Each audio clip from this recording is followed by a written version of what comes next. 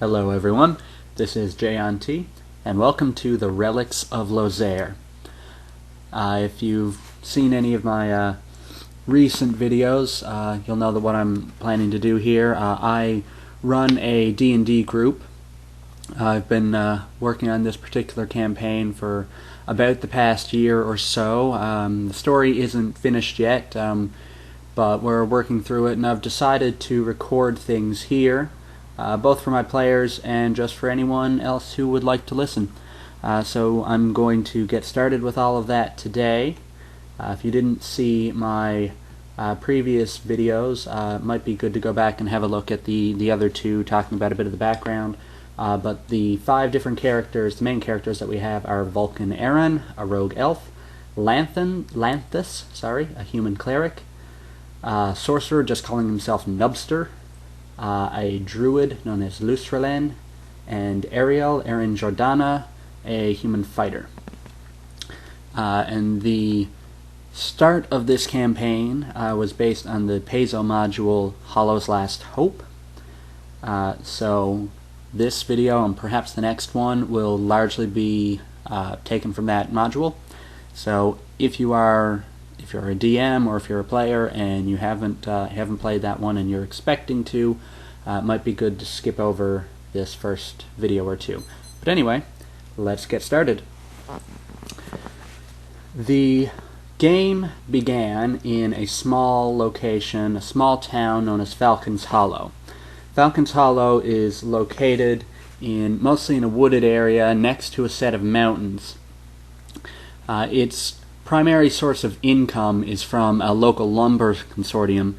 They farm a particular type of tree that's particularly rare, but it's a little more common in the local forest. It's known as darkwood. The mountains serve as a border between the kingdom of Temiz, which the players are from, and then another nation on the opposite side of the mountains, Saturo. I discussed this a little bit in the backstory. Now, at the opening, 2 of the characters, Lanthus and Ariel Jordana, were both in town, and this was the town that they were from. Lanthus had been living in Falcon's Hollow for a while, whereas Ariel was just back visiting. And it became pretty evident to both of them that there were some problems in the town. There had been a number of people had been getting sick recently. Very bad cough, a very bad lung disease caused by an infection known as black scour taint.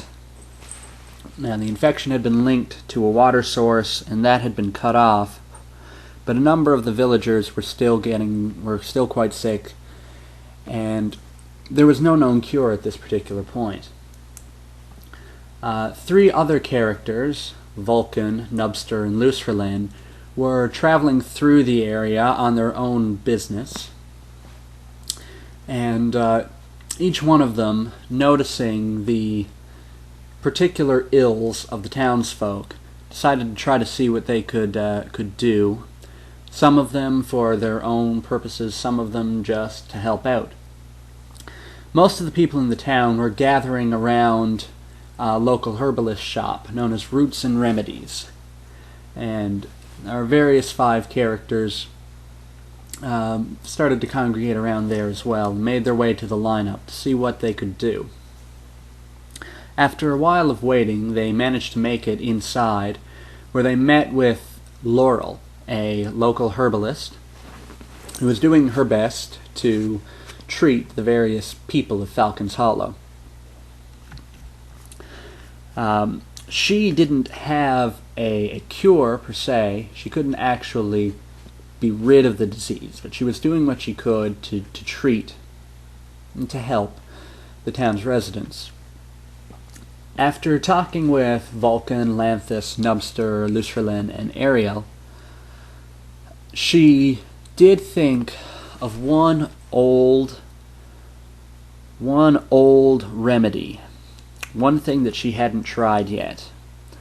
She had never produced the remedy herself, but the recipe was given by her grandmother. It called for 3 particular items: elderwood moss, a rare plant which was only known to grow on the oldest tree in the Vale, a special pickled root known as rat's tail, and iron bloom mushrooms, which grow in a metal-rich environment.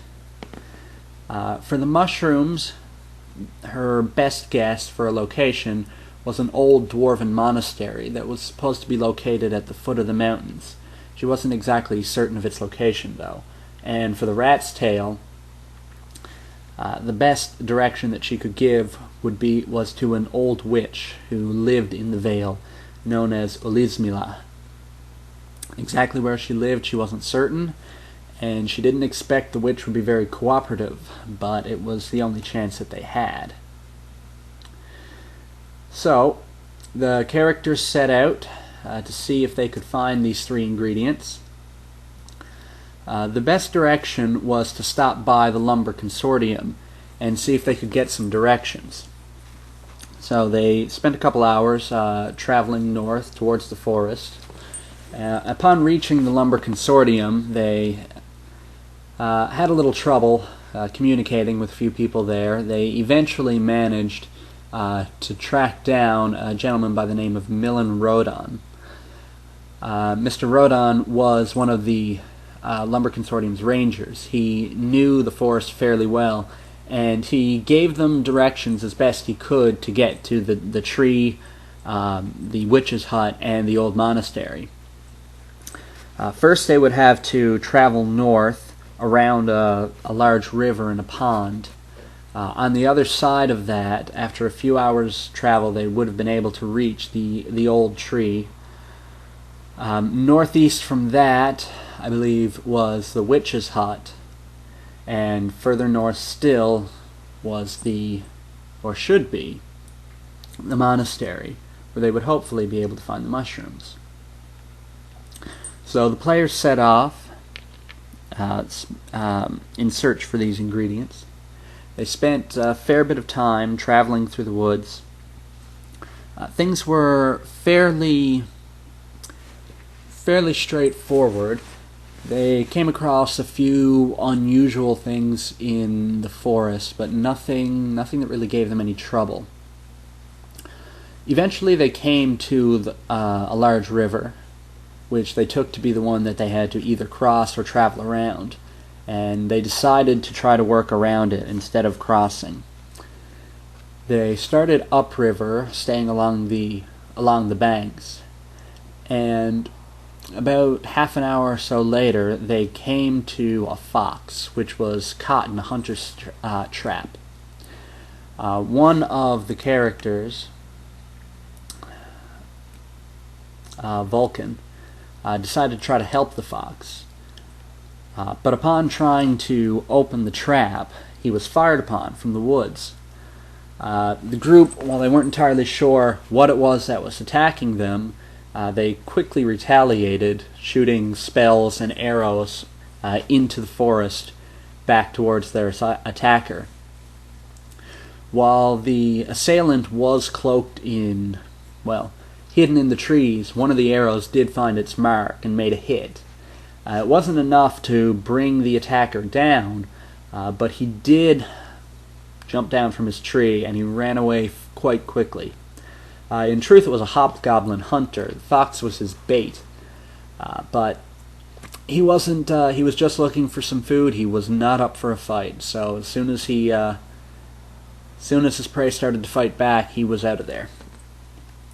Vulcan did manage to get the trap open and decided to adopt the fox for himself after tending to its injured leg. So the party continued onward, reached the large lake, made their way slowly around it, and then headed northeast, which was the direction that they had been given to find the oldest tree in the Vale. About another half day of traveling got them to the elder tree, an enormous darkwood tree standing hundreds of feet tall. There didn't seem to be anything dangerous nearby, so the group approached and inspected the tree and did manage to find some of the elderwood moss. However, as soon as they made a move to remove it, a creature jumped at them from the branches of the tree. The creature was a degenerate cousin of the dragon, known as a tatzelworm. They eventually managed to take it down. In particular, its poison breath gave them a little bit of trouble. After eventually managing to kill it, the group collected their elderwood moss and decided to rest for the evening. An investigation of the tree found a few bodies hanging in its higher branches, earlier victims of the tatzelworm. Search of the victims revealed a few useful items, some coins, a bow, which the party collected for itself. Let's see. I think I'm going to end things right there, guys. Next time we should finish with this branch of the adventure. Once again, this is the Relics of Lozare. My name is JayonT. Have a great day, guys. See ya.